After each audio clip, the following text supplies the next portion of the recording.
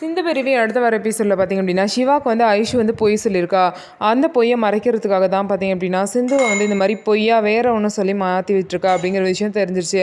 அதனால் ஐஷு என்ன தப்பு பண்ணுறா அப்படின்னு சொல்லிட்டு ஃபஸ்ட்டு வந்து சிவா கண்டுபிடிச்சிடுறாரு.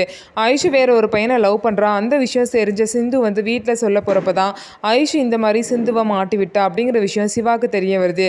அது மட்டும் இல்லாமல் கம்ப்ளைண்ட் பண்ணது சிந்து இல்லை பைரவி அப்படிங்கிற விஷயமும் தெரிய வருது. இதனால் இந்த விஷயத்த அன்னபூர்ணிக்கிட்ட போய் சொல்கிறாங்க. சிவா பார்த்தீங்கன்னா எல்லாரும் முன்னாடியுமே இந்த மாதிரி ஐஷு வந்து இவ்வளோ பெரிய தப்பு பண்ணியிருக்கா, அதை வந்து தெரியக்கூடாது அப்படிங்கிறனால சிந்து மேலே வேற ஒரு பழியை போட்டிருக்கா.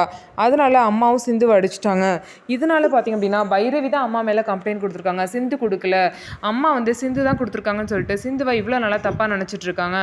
இவ்வளோ விஷயத்தையும் சிவா எல்லாருக்கிட்டே சொன்னதுக்கப்புறம் பார்த்தீங்க அப்படின்னா நீ தான் என்னை வந்து கம்ப்ளைண்ட் கொடுத்தியா அப்படின்னு சொல்லிட்டு மகா பைரவி மேலே இன்னும் கோவமாகறாங்க.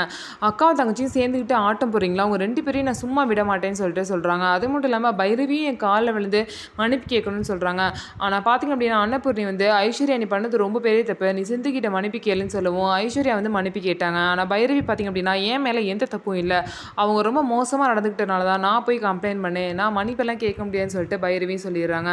ஸோ இதுக்கப்புறம் என்ன நடக்க போகுதுன்னு சொல்லிட்டு வெயிட் பண்ணி பார்க்கலாம். நம்ம வீடியோ உங்களுக்கு பிடிச்சிருந்தா நம்ம வீடியோவை லைக் பண்ணிக்கோங்க.